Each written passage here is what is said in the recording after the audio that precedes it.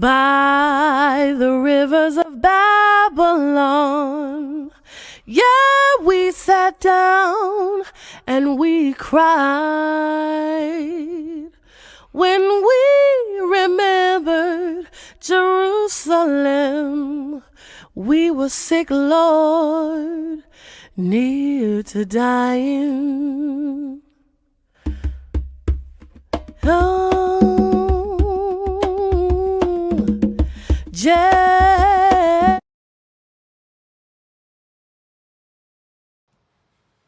Shalom, shalom, family. Welcome to another Tanakh review. My name is Zurishaddai, one of the teachers of Congregation BINAH CHOKMAH, located in the Red Hook section of Brooklyn, New York.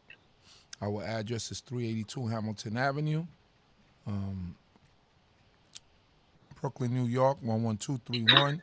Thanking the Creator of heaven and earth for all things and everything, food, clothing, and shelter, wisdom, knowledge, and understanding. Praying that the Creator continue to be with all of us, that He will guide and protect us, that He will look over His people, Yisrael, wherever we might be scattered in the four corners of the earth, that He will continue to bless us and be with all those who are lowly and destitute and downtrodden, that the Most High God would even uplift us and cause us to be revived once again. Giving due respect to the leadership of my congregation, or the congregation that I attend, even my brother, Chief Prince Jeriel Ben Yissaskar, praying that the Most High God be with him, his family, his household, that He will protect him and guide him.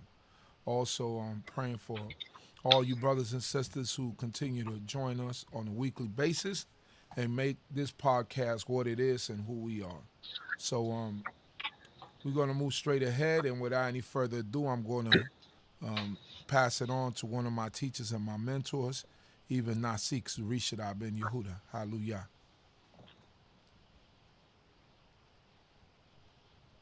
Nasik? Yes. It's on you. Okay. And first of all, I'd like to give praises to the Supreme Eternal Universe, God of my forefathers, God of Abraham, God of Isaac, God of Jacob. Due respect to the platform on the D.C.B. platform, spiritual leader, Chief Prince Ariel Ben Yissaskar, to the host, Chief Uzael, to the princes, chiefs, Kohanim, Rabbinate, Maureen, brothers and sister visitors. I greet you in the tongue of my forefathers, Shalom Aleichem, and our early Shabbat Shalom. Also, many be observing while I'm doing it this day before Martin Luther King's memorial of his birth. So that this is seemed like a unique time to go into the book of Shemot as well, being it's that particular season. So first, before I start anything, I'd like to say Adonai Septai Titakufi Yagi Tiratheaka. O Lord, that my lips and my mouth shall declare thy praise. We'll be dealing with the book of Exodus, and in the Hebrew they would say the book of Shemot, which don't mean Exodus. Shemot means names. Exodus is basically because it was the departure from the land of Egypt. So it deals with our departure, but in the stages before we got ready to depart. That's why it's referred to as a departure, and the short form is Exodus. But it has several names that are used, but basically they're always similar to the departure. So hence you would see the book of Exodus. It's almost like an exit. We exiting out from one level of things into another level of things. Just to give everybody an idea to do the review over on their own and go over it, I like to say that the book of the Sidra, Exodus, Shemot covers from Exodus, the first chapter, first verse, and goes all the way to the sixth chapter, verse 1. And that's where it concludes there. Now, you got two Haftorahs, portions of prophecy that's read to coincide with this particular portion. And the first one, if you follow Ashkenazic custom or tradition, then It'd be Isaiah, the 27th chapter, 6th verse to the 28th and 13th verse. 20th chapter, the 13th verse. So, and then it picks up two verses rather, in Isaiah 29, which is 29, 22 verse, 22nd verse, and the 23rd verse. So that's for the Ashkenazi, those that follow that particular tradition, is Isaiah 27, starting at the 6th verse, the 28th chapter, and the 13th verse, and then it skips over to the 29th chapter, 22, the 22nd verse, and 23rd verse. Those that do a Sephardic, with most the people I talk to on this platform follow, it'd be Jeremiah, the first chapter, first verse, to the second chapter, the 3rd verse. But I'll be reading Psalms 99. That will give you some, semblance to the event in the Sidra itself. As we concluded, now in Psalm, last week, we had wind up finishing the book of Genesis, and the portion was called Wayahi. Jacob passed on, and we'll go back over and just read the last part about Joseph passing on, because there'd be a segue into the book of Exodus. All right, so we know that picking up from the 50th chapter of Genesis, and I want to read only from the 24th verse of the 50th chapter. It said, and Joseph said unto his brethren, I die, but God will surely remember you and bring you up out of this land unto the land which he swore to Abraham, to Isaac, and to Jacob.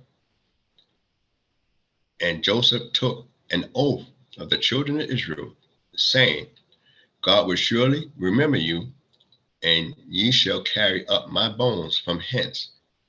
So Joseph died, being 110 years old, and they embalmed him, and he was put in a coffin in Egypt.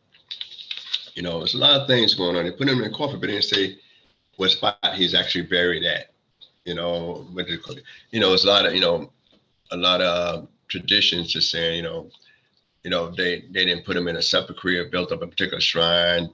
Then some say it was, some say the coffin was jumped into the Nile River, for the Nile was like a deity, and Joseph was a blessing to the children of Egypt, to people of Egypt and the world, and it was a leader in that area. But like I said, what we need to also remember, as before we go into the book of Exodus, and before we go, talk about the rest of the saga just related to this departure, is that we have here that Joseph himself buried his father with the rest of his brothers in the land of Canaan. Joseph said he's going to do likewise with his father. In other words, my bones are going to be taken out. I'm going to make somebody swear to take my bones out when they leave. Now, what's interesting is that he talking about, he made the statement, when he was getting old, he said the children of Israel, took an oath of the children of Israel. And why he said the children of Israel, when we know that Levi at the most could have been 5 years older than Joseph. So if Joseph died at 110, Levi died, the one they call Levi in English, he died at 137. So he's 115 at the most, when Joseph is born. So he's only 5 years, the most 15 years, 5 years older than Joseph. And why didn't he say, hey, Larry, I want you to do me this favor, this act of kindness. And we know that also the other people was a little older than him too as well. So, but we got the age of Levi when he died at 137. So some traditions say he was the last one out of the 12 that died in the land of Egypt. But we know that he lived quite some time, 115. So, and then he died at 137. So you figure 37 years, pretty much, with that. And then some interesting things I left over when in YAH, where that, when we think about how along, Yaakov, enjoyed life. I mean, really, really lived a good life. Was 34 years, 17 years with Joseph, and 17 years with in Egypt when he reunited. So 34 years altogether. So he shared the lifespan of enjoyment with his son. We have a similar thing with Isaac, where Abraham shared 75 years with his father, and Isaac shared 75 years with his father. It's something to consider and think, wow, Abraham, when he stayed in the land of Ur the Chaldeans for 75 years with his father. Now his father died in 205, something like that. And yet, Isaac stayed in the presence of his father for 75 years.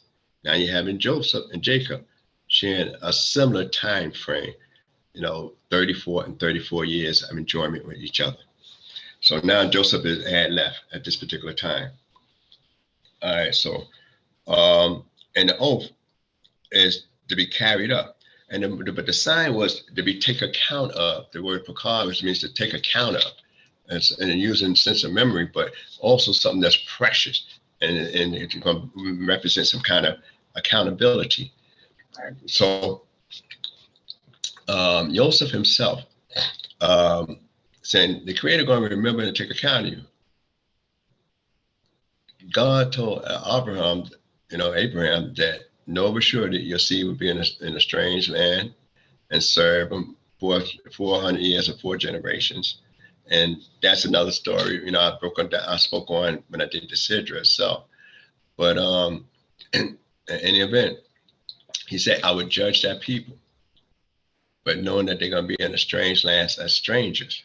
So now we enter the book of Exodus, and I just want to read a couple of things because it's pretty long, so I'm not going to spend and belabor a lot of the teachings that other teachers to the various communities have brought out. So the best I could do is highlight some point, and I'm just going to give you an overview of what's going on before I highlight some points. And it starts off with the names of the children of Israel that went in Egypt. Pharaoh's orders of all Hebrew males children destroyed. You got the birth and the manner of saving Moses. Then you got Moses slays an Egyptian. God's hear the groans of the people. God sent Moses to deliver the children of Israel. Moses' rod turns into a serpent. Moses' hand becomes leprous. Aaron appointed to assist Moses, and Moses leaves Jethro and Zipporah, circumcises her son. Then it goes on. Aaron sent to meet Moses. Moses and Aaron gathers the elders. Pharaoh refused to let the Israelites go. Pharaoh increases the Israelites' burden. And then it ends off with the Lord promised that the Israelites shall leave Egypt. So just those little items that I just highlighted that takes place in this one little sidra from Exodus, the first chapter, first verse, going to the 6th chapter, first verse. It's a lot to be explored and to be able to be discussing. So, and time won't allow me to do it, and neither would I be able to adequately, present it, in the fashion that should be presented. So now I'm just going to bring out a few things. And it says, now these are the names of the sons of Israel who came into Egypt with Jacob, every man with his household. And it goes to the 12 tribes of Israel.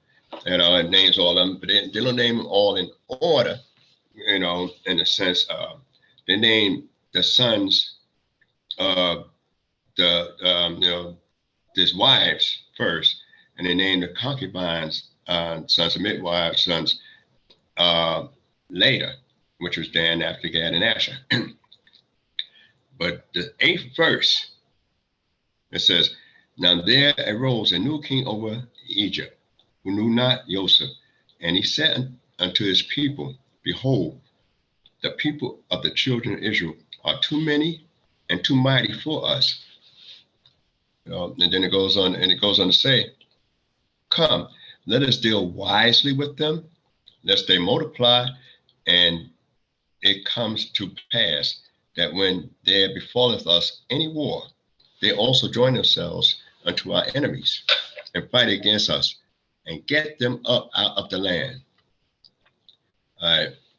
Therefore, they did set over them taskmasters to afflict them with their burdens. And they built for Pharaoh store cities, Pithom and Ramses. But the more they afflicted them, the more they multiplied, and the more they spread abroad. And they were a dread because of the children of Israel. All right. I just want I'm not going to complete this out. And the Egyptians made the children of Israel to serve with rigor, and they made their lives better with hard service in mortar and in brick, and in all manner of service in the field, and all their service wherein they made them work with rigor. Now, being as Martin Luther King's weekend, I'm saying this, so it'd be after Martin Luther King's Day celebration for some people that you be listening to this here broadcast, is that one of the things was that the oppression of a people for no apparent reason. The only thing was that we were successful. We multiplied, that's all. We live. We're living life to the fullest. We're not attacking them. And it said it arose a new king that knew not Joseph. What leader of any empire don't understand the people that he ruled over, and know the history of the people he ruled over? So do it means that it's a king that never, ever, ever heard of Joseph? Or it's a king that disregard the legacy that Joseph, left behind and did for the land of Egypt. So those are some of the things here, because when most people look at the new king, they said they not know Joseph, they not acknowledge him, didn't recognize him. You might not have to know him personally, but you didn't know the history of the land that you rule. And then this is the first major episode of nationalism. This is the first episode of nationalism that's being showed here. And also bigotry in its highest, racism in its highest. And these are people that look the same. So you got racism in the very highest being executed right here, only simply because they're different, they're separate people, and they progressive. And now you want to bring out an Egyptian policy and then to safeguard the Egyptians. So, like I said, Pharaoh got his power in Egypt through Joseph, having the Egyptians sell themselves and relocating them throughout the land of Egypt. So, those are some things to consider as you look at some of the reasons why people might say, well, we're going to make a change in national policy. And we're going to go just a little bit further before I bring out a couple of things. And then I'm going to speak on, try to tie it in with Martin Luther King itself. So here it is in the 15th verse. It says, and the king of Egypt spoke to the Hebrew midwives, of whom the name of the one was Shiphrah, and the name of the other Puah. And he said, when you do the office of midwife to the Hebrew women, ye shall look upon their birth stools, and if it be a son, then you should kill him. But if it be a daughter, then she shall live. But the midwives feared God, and did not as the king of Egypt commanded them, but saved the men children alive. And the king of the Egyptians called, the king of Egypt called for the midwives and said unto them, why have you done this thing, and have saved the men children alive? And the midwives said unto Pharaoh, because the Hebrew women are not as the Egyptian women, but they are lively, and deliverer the midwives come unto them. And God dealt well with the midwives, and the people multiplied and waxed very mighty. And it came to pass, because the midwives feared God, that he made them houses. And Pharaoh charged all his people, saying, every son that is born you should cast into the river, and every daughter you shall save alive. Now, that's all I'm gonna speak on in that area there. But what we find out that's unique in this area is that, one, you have the first civil government revolution against a legal policy. Martin Luther King wrote a letter to some of his colleagues and the other clergy when he was in the jail, I think, in Alabama. And of course, they was kind of upset because he said, this civil rights movement you have, it's causing problems. Let's just tone it down, relax, be patient. Things gonna work out. Things gonna work out. And pretty much, I'm not paraphrasing because I don't want to be too long in this, but mainly his rebuttal was that what's wrong? You have something against a peaceful movement, a peaceful revolution, where the term revolution will get the attention of hostility, but a peaceful protest where non-violent movement, that's what they said, non-violent. So, and they said, how could, we sit back and allow tyranny to reign unchecked? Now, mind you, that Martin Luther King was standing up against the legal laws in many states. It was legal, but it wasn't humane. Here we have an example of certain policies in the Exodus that was legal, but not humane. They legally made it where they forced them into service to. I spoke a little bit different, more into it, inside how that happened, in the Sidra I did on Shmo. But they made it legal how they brought them into servitude. And then a job that was supposed to be easy, they make it harder.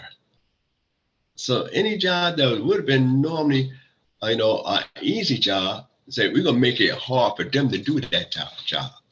And and so that's that. So in any matter of work, and make it difficult for them to slow the progress up and still, handle the job. So later on, when we read where the work is intensified and they had to get their straw, they already made the job hard before it got to that point. So those are some of the things, I like to bring out in this area. So Martin Luther King would say, what would you do? One of the things that I think Ben Franklin made a statement is that, to fight or raise up against tyranny is, a godly act. I think something like that should have been, I should have wrote the quote down, but that was at one time going to be America's model. It is godly to destroy or raise up against tyranny. So, and this a quote, I'm paraphrasing, from one of the American founding fathers here, Benjamin Franklin. So And Martin Luther King said, for us to stand back and not address the wrongs that's being done, the tyranny that's being done, that is an ungodly act. Though, mind you, the stuff is legal. And here we have in the book those things that are actually legal in the book that's being presented. And now you have what I like about, you have basically 7 verses, concerning these midwives, these Hebrew midwives. We're not sure who they are. Only rabbinic tradition tried to identify them.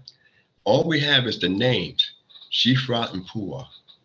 And to say they're Hebrew midwives, are we saying they actually are the Israelite, the Hebrews themselves, or they actually are Egyptians overseeing Hebrew institutions?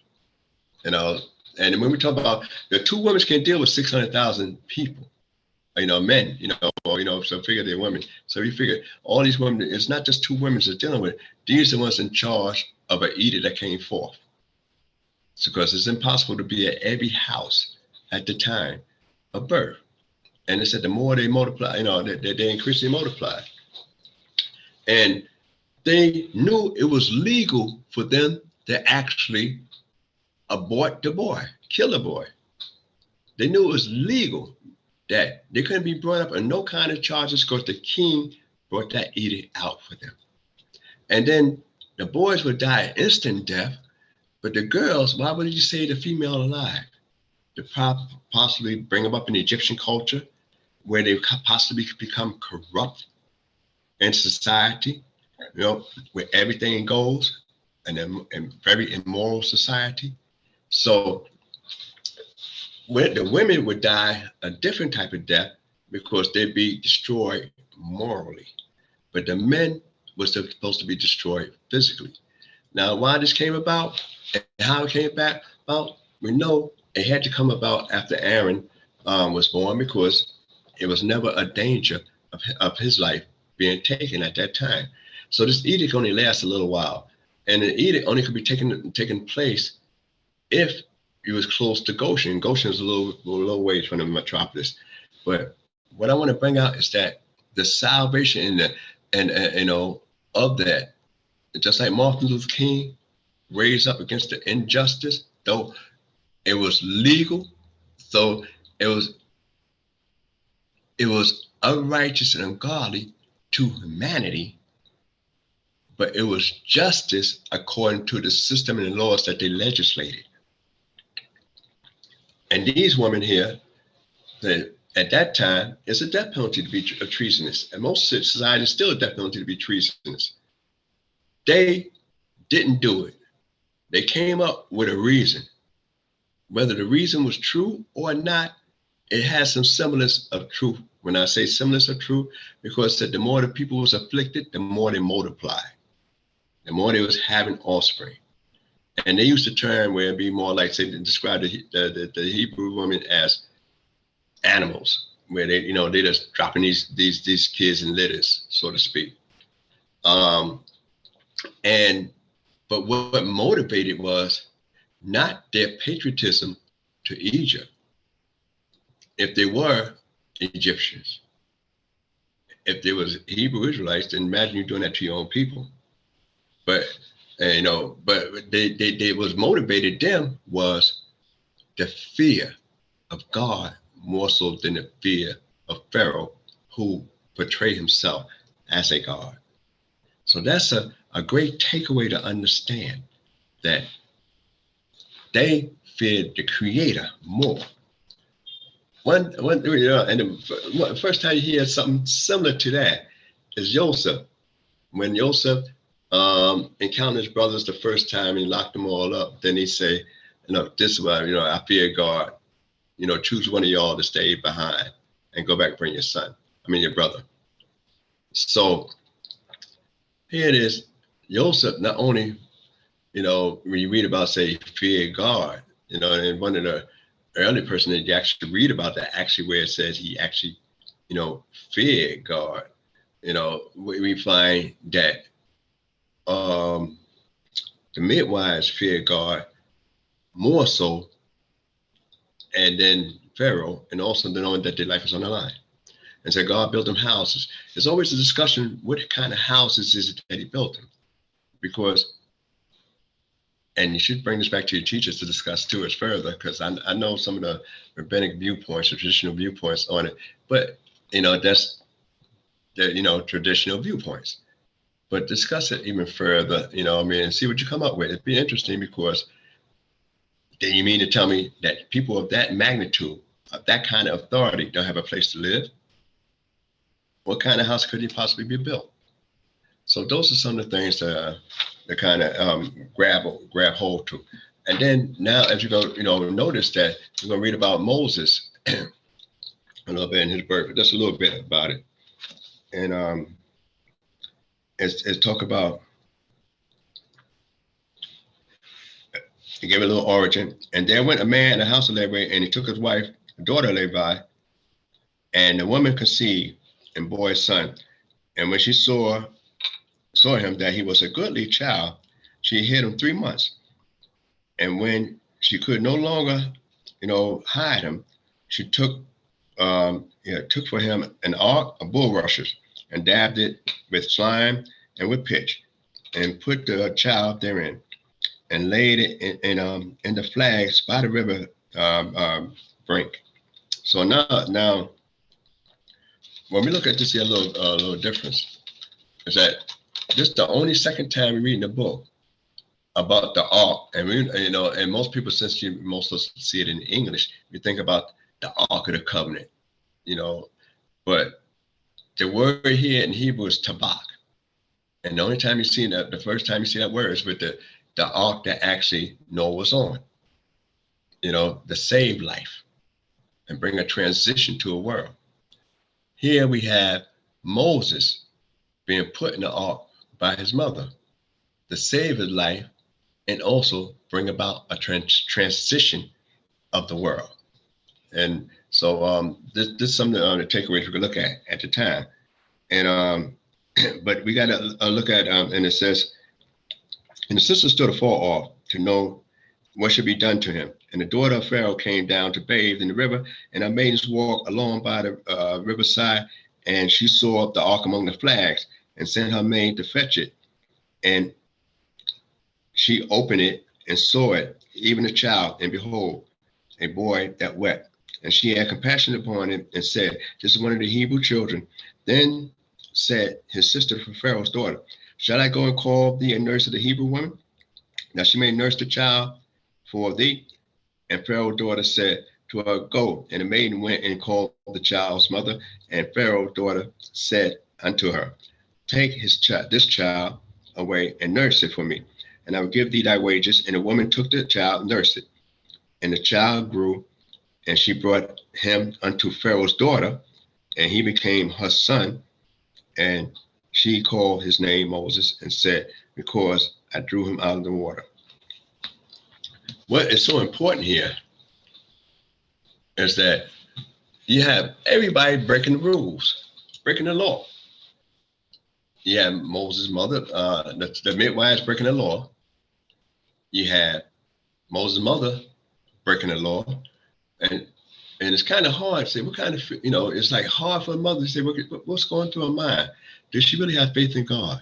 But she didn't just throw them in the Nile, which some women did throw their child in the Nile, and some was forcibly taken in and thrown in the Nile. But she hid him, so that lets you know, say, why she got to hide him? And some common, it's common say he was born early too, maybe 6 months, and then so she was able to hide him for 3 months. So most might have been born early, but when she hid him, that's a violation. Then she didn't just toss him in the Nile. She put him in an ark, and then she made it waterproof so it could float. So she didn't want it to just go straight down the river. In the island in Egypt, you got the crocs, and you got the hippos, and other aquatic animals, and stuff like that would eat human flesh. Then you got at the time, you got he's not put in the water, main part of the water. He put on the banks. So it's not so much even that it's gonna go too far downstream, because it's on the banks amongst the flags. That means where it's not easily moved by the current. And then that the people see it. Miriam stood around. Then the daughter of Pharaoh have compassion for it, and she recognizes the Hebrew child. She know the law. She know the rules. Know why it's there. Miriam spoke up. So the mother got the child already, nursed him. So Moses was raised up of his mother's milk.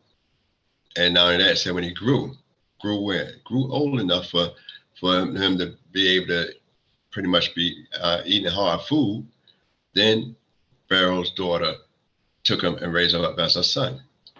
Now, we owe our liberation in our history as Israelites. Now, mind, this same Pharaoh that knew not knew Joseph is the first one to call Israel the nation of Israel. That's the first time Yisrael is used in the Tanakh. It's with this guy, Pharaoh, this one that didn't know Joseph, the one that came with this harsh edict, one to destroy us. He recognized us as a nation where we might not see ourselves as a nation at that time. Right? We have these women that's the first ones to go against an established legal rule against the government. You got the midwives, you got the mothers, you got the sister, and you got Pharaoh's daughter. And how do you explain you raising a child without disclosing who's the father? And you're the daughter of the king of Egypt. So hence it makes you think about the morality involved in that. Because if my daughter came with a child, I don't know, hey, who's the father? That would be a normal thing, especially if she's not married that I know of. You got this new child here, and he's kind of big now that I'm seeing him. I mean, he's walking around and everything because he's weaned. So this was happening. I'm just going to go just a couple more things in it, then I'm going to the Psalms, because it's just so much stuff to be brought out in this particular portion. But one of the things we know automatically that Moses himself, he grows up. And when he grows up, he went out to see his brethren. So when he went out to see his brethren, it's important to say when Moses was grown, he went to see his brothers. He knew that his brothers existed all the time out there. It's not like the movies we think about. He knew that who he was, who was his people. And now when they say he was grown, he went to see his brethren. That means a certain maturity, because children only are interested in children. It takes time to develop to be interested in somebody else. When we grow up as people, as human beings, say if a man grows up, he's interested in, himself and what gratifies him. Now, when he becomes more developed, he thinks about other people. So he shares life, he want to get married. So now the woman is thinking about sharing her life with somebody else, and the man is sharing his life with somebody else, which is each other. So now they broke away with the selfishness, they diminished their selfishness. And then now, as they get older, they have a child. So now it's no longer about the man, it's no longer about the woman, it's about the child. So they develop more of an outward concern for people. Leaders of any organization, leaders of any group that they could come up with, got to show a certain type of compassion for other people in order to be a successful and a great leader. You got to have that kind of compassion. And the compassion is not always what you want, what you desire, but what, it's the concerns of the other individual. So Moses, that's why, Moses, had to grow up to develop a concern about other people's welfare. Joseph had to learn that when he was in prison. He turned around and showed compassion for somebody that was having a bad night, bad dream. So when we look at those areas there, it's very important to consider, that in order to be a good leader, in order to be even a good human being, even, the beginning of a good human being is to be able to say, when did I grow up? When I begin to think about somebody other than myself and how well they're doing. That's when you start to grow up as a human being. Anything like that, then self-centered, you're not developing as a human being. All right, so we know first time you find an Egyptian being, an Israelite being beaten by an Egyptian, and Moses slayed the Egyptian. All right, a little rash. And his first concern, let me see what I can do to deliver this Israelite, this Hebrew, from being beat by an Egyptian. And he knew he was wrong. That's why he looked to see if anybody was watching. And he slayed the Egyptian and hit him in the sand. The next day, he comes out, 2 Israelites at it, Hebrews at it. But he spoke to the one that did the wrong and said, why you hit your brother? And then he charged the guy that did the wrong, charged him with 3 things: judge, ruler, and executioner. You seek to be a judge, you think you rule over me, and you seek to kill me like you did the Egyptian, that makes you the executioner. That was, all in one. And Moses says, surely this thing is known. And he had fled. One of the things I always like to bring out when I speak about that story is that, could that be the one that was getting beat down by the Egyptian that brought the story out? And you can see why the Egyptian might have been beating him down in the first place. He might have been one of these hostile, arrogant type guys. Could that have been that guy? Or could have been the guy that got beat down, told people I was rescued, man. I was left for dead almost. But, this guy came and helped me out. And who was this guy? Oh, well, this guy, to be around the palace to call Moses. We don't know. My views and the way I always teach is it had to be the guy he rescued, because he looked to see if it was anybody else. And he must have been concerned enough to figure the guy would be trusted behind that and be confederate with it. And who would want to say an Egyptian, they part parcel to a murder of, the Egyptian that was beating them down? So, those type of things.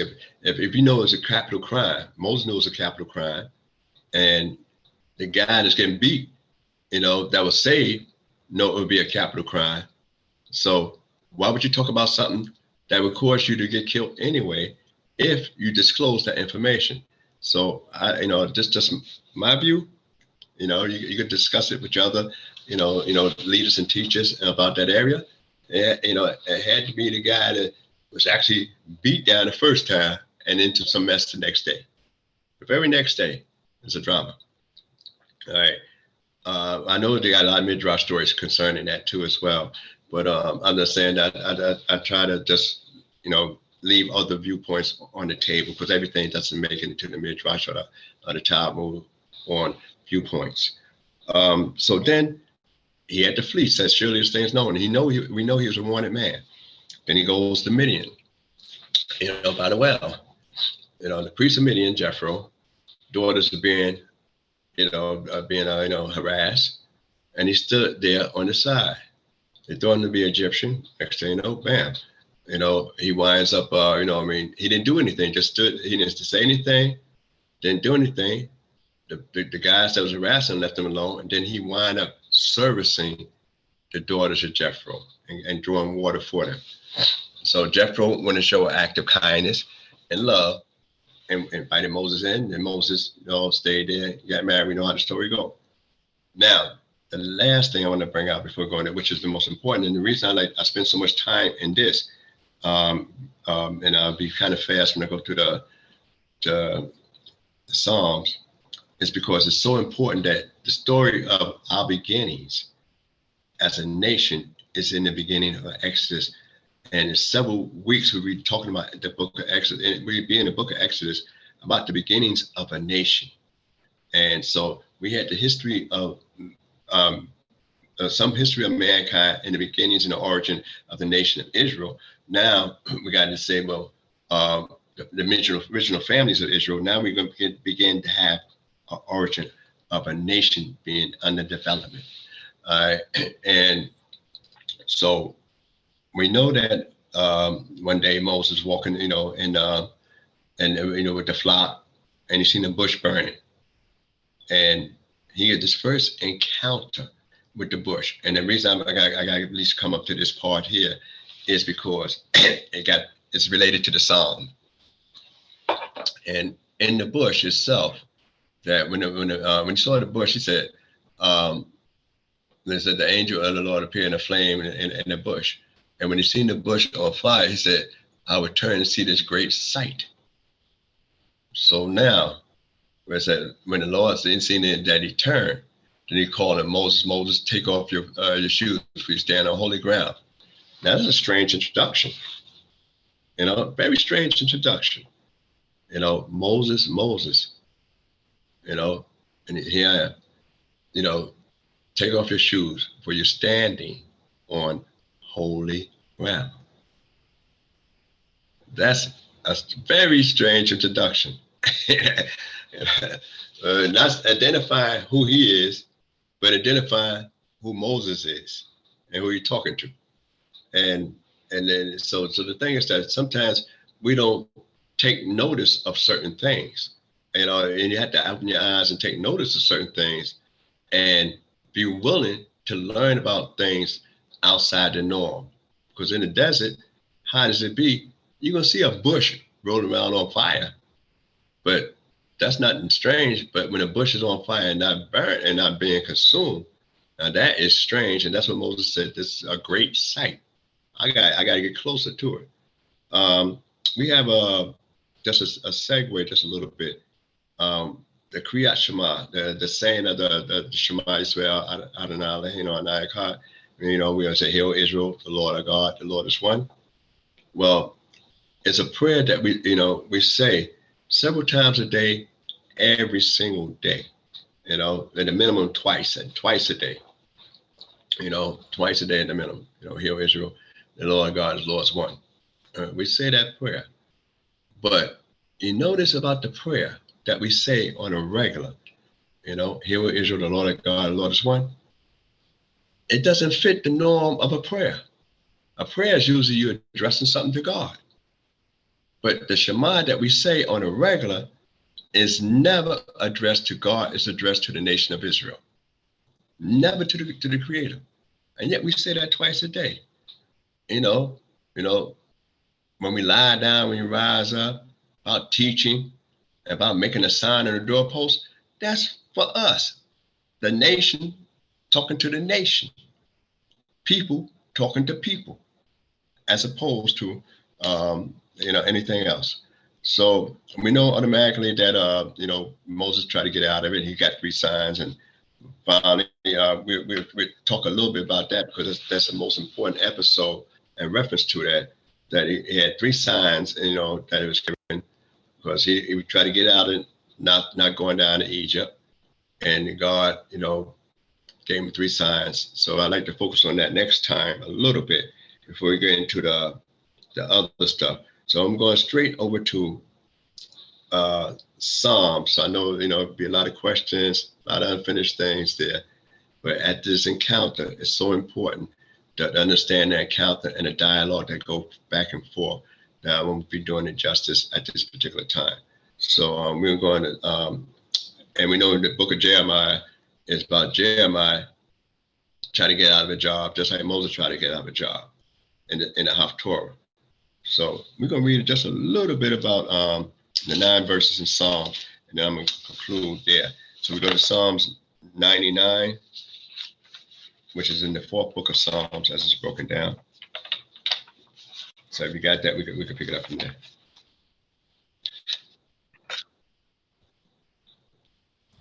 We're going to the book of Psalms, Psalms 99.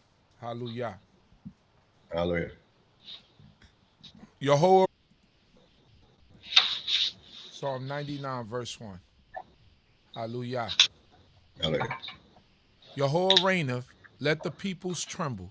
He is enthroned upon the cherubim, let the earth quake. Yehovah is great in Zion, and he is high above all the peoples. Right there, right. Well, let me let you know that, said about the cherubims. We have an idea of the cherubims when the Ark of the Covenant, the cover of the covenant, had two figures on there. They call cherubim. All right. First time you read about a cherub is actually in the book of Genesis. But here it is that we was told to make the images of them facing one another with their wings outstretched, and God would commune, above the cherubim. We refer to that sometimes as the mercy seat. That was in the tabernacle itself, and later on that ark was put into the temple that Solomon built. We're talking about the majesty of the Creator because one of the things Pharaoh and this particular Sidra do not recognize the power of the Creator. Isaiah has a semblance of this in the book of Isaiah, the 40th chapter, 22nd verse. It goes on to say that it is he that sits above the circle of the earth, and the inhabitants thereof as grasshoppers, that stretches out the heavens as a curtain and spreadeth them out as a tent to dwell in. The first time the tabernacle itself is referred to as a tent. And one of the issues is that we see Moses' first encounter, with the Creator, is the presence that make that spot holy ground.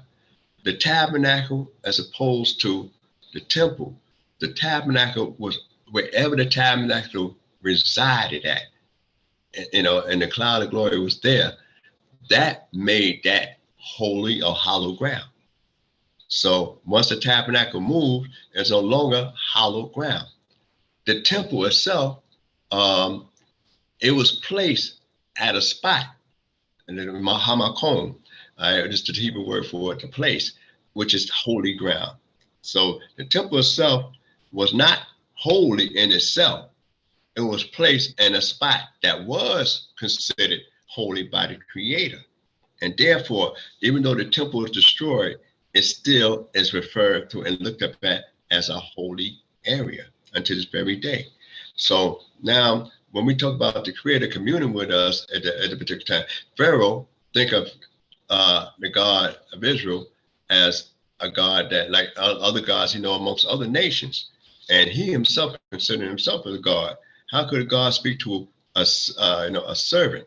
Moses getting a job that he's told from the very beginning that this job I'm sending you on going to be a hard job.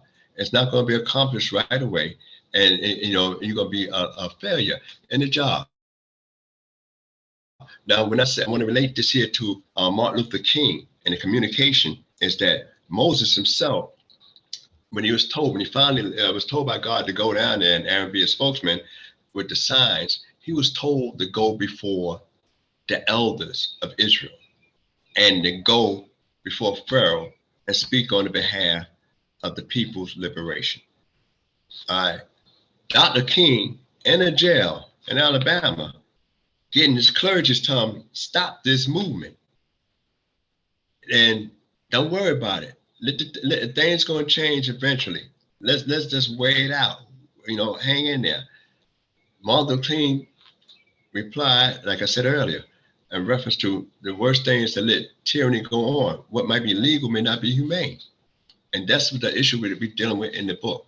And what Moses did when we found out that he stood before Pharaoh, it was just him and Aaron and not the elders.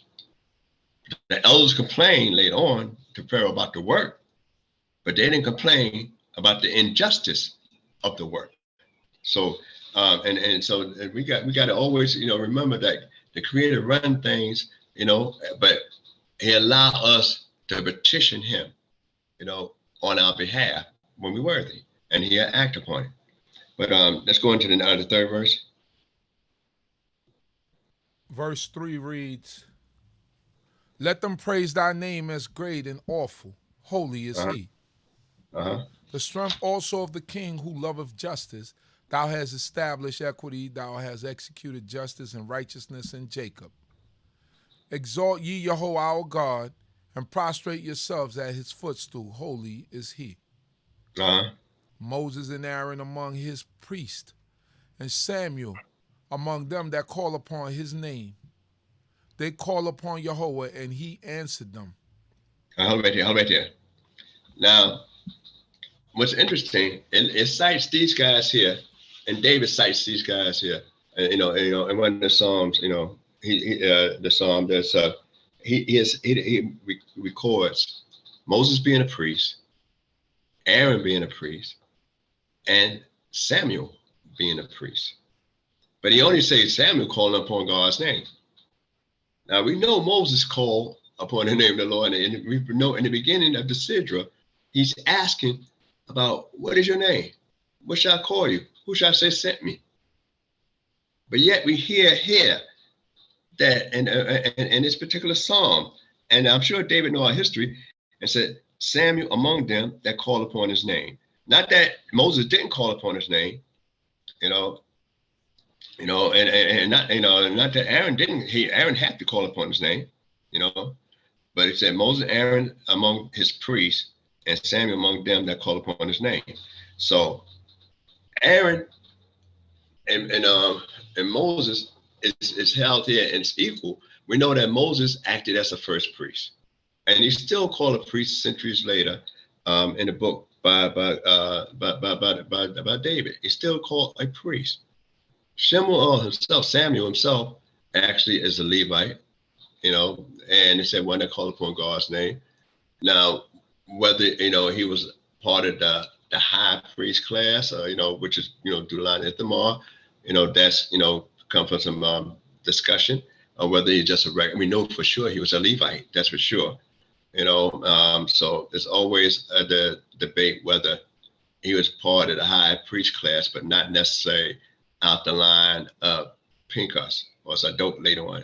Pinchas at the time, being in line for the high priest, because Eli wasn't part of that line as well. He was just a high priest out of Ithamar. So, and the thing was that Samuel became just as great in his time, being a judge, one of the last major judges during the time of Shoftim, and also being the first one to anoint the first two kings of Israel. The first one and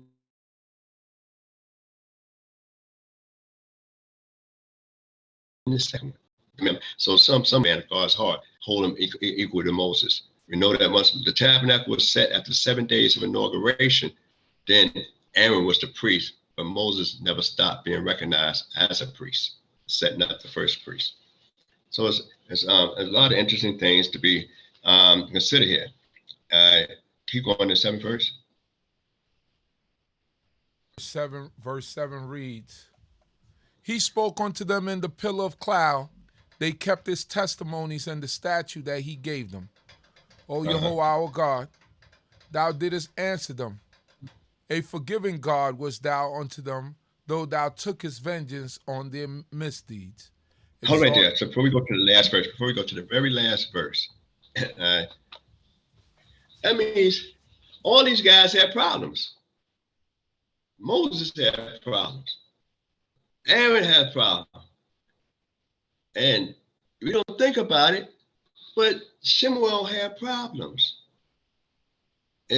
Misdeeds. Now you say, well, didn't Shemuel, out of all the guys we mentioned, we know that where Aaron and Moses messed up at, and we know where Aaron messed up a couple of times. So we figured, we know where Aaron messed up a couple of times. We know where Moses messed up a couple of times, but to say, where did Samuel actually messed up a few times? And yet he's a couple with the rest of them is having misdeeds. So we have to think back and look back, and I like to say, jokingly, in my mental Rolodex in the history of Shemuel, when they asked for a king, he said, look, I got 2 sons. That's judges, and the people reply, your son's corrupt. If they reply, your son's corrupt, don't you know your son's corrupt? Don't you know they're up to no good? But who's your mentor? Eli, which referred to as Ali in Hebrew. Eli, whose sons was corrupt? Your major mentor, his sons are corrupt, and yet he didn't do anything. Your son's corrupt, and you want to put him leave him in a place of authority. at that. So then, you know, when God said, you know, they don't want him, it ain't about you. Now, what do that say? If you let things slide under the rug, you know, I mean, I'm just bringing this out now. I'm not trying to demean the prophet Samuel, but how you can continue to be an exceptional leader when you give your resume about have you taken any man's ox, you know, I mean, or ask anything from you, you know, you give a resume before God and the king about you didn't do nothing personally to anybody, but did you execute judgment on anyone and starting at home? So those areas there, you know, some traditions that Samuel died young, but from looking at those traditions there in that psalm, you say the misdeeds. Now I can find Moses right quick. You know, we're gonna find, you know, in the early part of Shemot, you find out, hey, you circumcised your younger son. One of your sons wasn't circumcised. God wanted to kill you. He wasn't sending anybody to kill you. He was going to kill you. You know, so that's serious. You know, you didn't want to go. You made God angry. So Aaron, okay, you know, you mess around and build a calf, you know, and fashion it. And then you made the people ashamed to their own, made them look shameful openly, but you didn't try to stop it.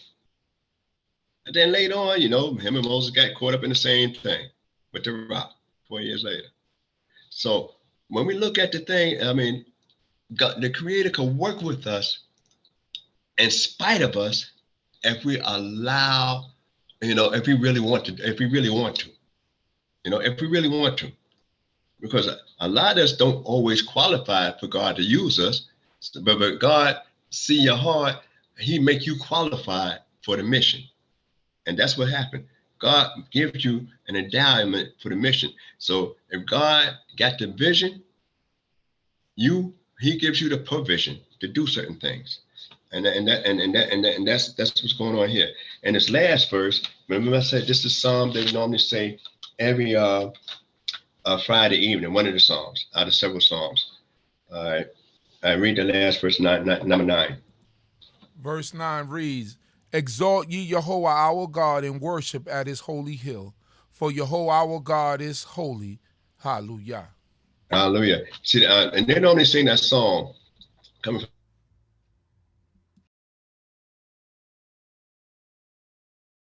from the 9th verse. Oh, you know, Bromemo Adonai Eloheinu Estakawu Neha Kosho. Bromemo Adonai Eloheinu Estakawu Neha Kosho. Ki Kwadosh Adonai Eloheinu Romemo. So that's what they do sometime when they, every Friday, and also sometime when they march the Torah around. So all the Psalms have a rhythm, different parts in the services. And also it's related to the Sidra in certain Psalms and other aspects of our lives. So I hope you got some of what I said. I know I was a little bit abbreviated, and I'll try to cover up some of the things I left out a little bit more in the next setting. So any mistakes been my own. Support the D.C.B channel and leave any comments in the chat if possible. And the rest of the people, you know, enjoy, you know, say Shalom Aleichem, Shabbat Shalom, enjoy your week. Torah about Nasik. Thank you for your insight. Since it is well, we pre-record on Sunday, so tomorrow is going to be Martin Luther King Day. I know you reference a lot of things with Martin Luther King. Being someone who lived during that time, how was it, you know, during the time when he was assassinated? And can you give us a little history on that before you leave? Do you remember? You know, it's funny. You were young. Made me feel like one of them antiques from the archives. I surely wasn't born, so I gotta ask someone that was there. When I tell people I graduated school in 1970, they say, some of my kids say, way back in ancient times. you know, and Well, at that time, there was so many movements going on at the time when Martin Luther King got killed. Now, a lot of people was sad and some wasn't sad. Quite a few, it was like mixed feelings on both sides because one, a lot of people wasn't for the peaceful movement. And, and the irony is that he adopted Mahatma Gandhi's thing of nonviolence in India. Philosophy. Philosophy of nonviolence. But yet Mahatma Gandhi fought with the British and suppressed a lot of African countries. Right. So so it was more, so it's a little bit of irony that you adopt the philosophy of a nonviolent approach to a man that was actually noted for being violent in African countries, fighting with the British and everything like that.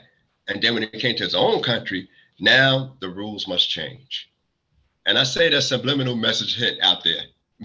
That's a subliminal message hint because people don't mind atrocity in some areas, long as it doesn't touch their doorstep.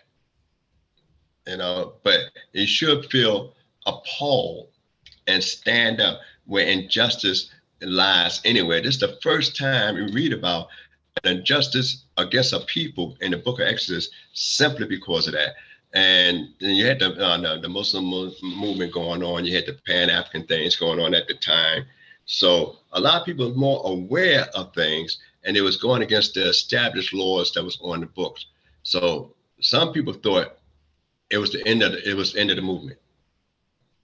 And rightfully, a lot did happen because the pros and cons. Addressing the issues is one thing. It's the pros and that's the pro. Addressing the issues and trying to get that solidified.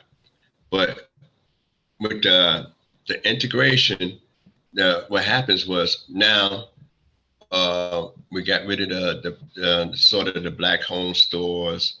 The black, owned businesses throughout the various communities and stuff like that. So it's no longer self-development that it even hurts us so much today of, people of color and in the very communities, because we don't have a section that you call a black community. There's no such thing. Say a lot of blacks may live over here. You have an Italian town, Little Italy, you got Chinatown, you got Greek town, you got some, everybody, almost every ethnic group got their little section that's noted. But where we at, it's like, all right, we get in where we could fit in, so to speak. And then we don't really take an interest into the political movements, because laws are made, and usually made on behalf of the people for most part. When man make the laws, they make the laws that's good for them. And so laws are being made with policies that they didn't have to live by. And Martin Luther King addressed those issues. And one of the worst things is have somebody make a law and a policy that you got to live by, but they don't have to live by.